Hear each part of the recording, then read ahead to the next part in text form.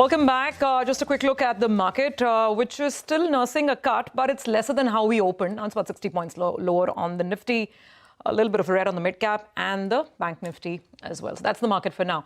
Let's quickly move on to our next discussion. The insurance sector is on the radar. June life insurance data has been a mixed bag. So how will the first quarter earnings season play out for this sector? To talk about this, we have Raghvesh, who's the Insurance and Capital Market Research Analyst at JM Financial. Raghvesh, thanks very much for joining. And I briefly saw your note last evening where you're expecting that at least for the life insurers, margins should start improving. And growth has been very low in this quarter so far in terms of just the premium. But you still have a positive view on life insurers. Tell us why. Yeah, hi, Surabhi. First of all, thanks for having me on the show.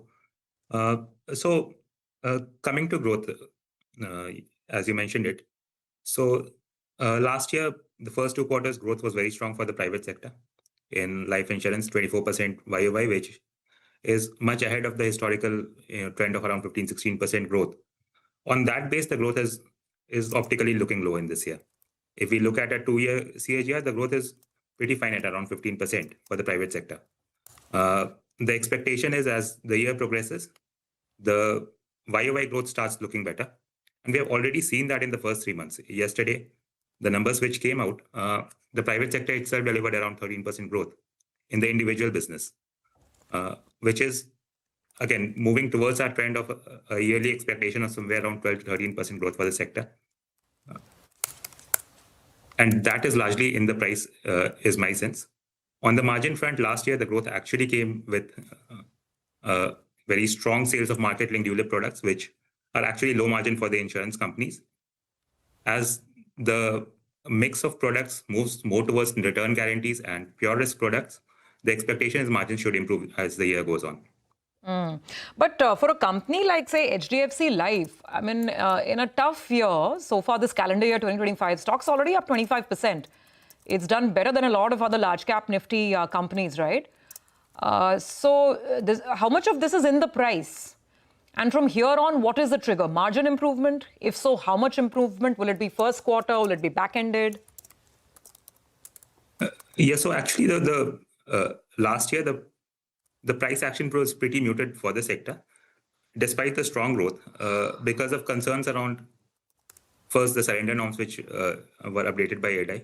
There was the expectations that margins for the sector and the leading companies would be hit by somewhere around 100 to 200 basis points, which through their product innovation and discussions with the channels, the companies have managed to incrementally bring it down.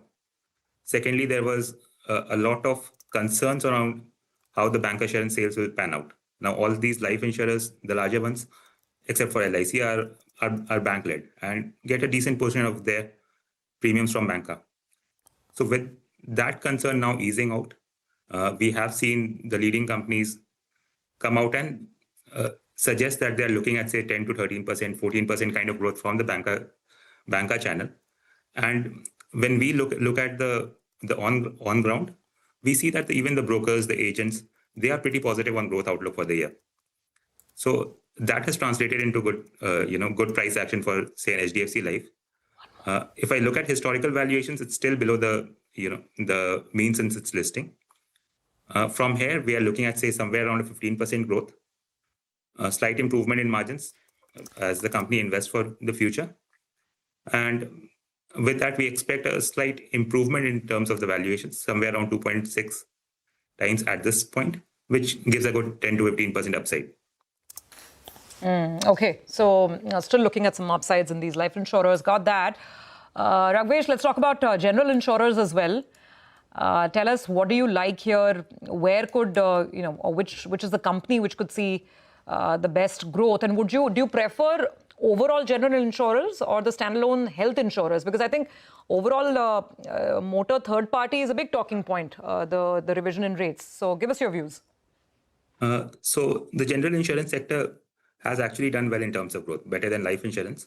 But if we look at the companies, the listed companies, both ICICI, Lombard, and Star Health have not done that well in this quarter. In terms of motor third party, my expectation was if there was a price hike to come in, it would have come in already. The news around 18 to 25% revision in rates. That, of course, supports the companies. But my sense is the players active in the motor space, say ICICI Lombard, they would look at this as an opportunity to grow their book rather than focus on reducing their combined ratio. ICICI Lombard, the multi-line insurer, that we cover and like, over there, combined ratio has been in a pretty good sweet spot at 100 to 103%, generating 18% plus ROEs. The concern has been on growth. Last year, the fire business, which is substantially about 20% ROE on a standalone basis, actually declined 5% for the industry, somewhere around 6% for ICICI Lombard. Now, that has actually picked up in terms of growth in this year. In the first 2 months, the growth there was 16%. If fire can keep firing, motor third party, if there is a price hike, good. Even otherwise, while the volumes have been low, there has been a ticket size increase. The larger players have been gaining market share, 7 to 8% growth in the motor segment, and continued growth from the health space. That puts in somewhere around 11-12% growth for a company like Lombard, which is good given the ROE profile that it generates. Also, I would like to highlight that the growth that these companies are reporting, they are not like to like. So they are, given the reporting change, say a 9% growth for the industry, which is being reported, should translate to somewhere around 12 to 13%. So very quickly, apart from HDFC Life, which are the other major insurance stocks that you like? Right now, the preference is for life insurance over general insurance. Okay. Other than HDFC Life, I like ICICI Prudential, which has disappointed on growth so far, but we believe that growth can pick up, and the disappointment is essentially a base effect.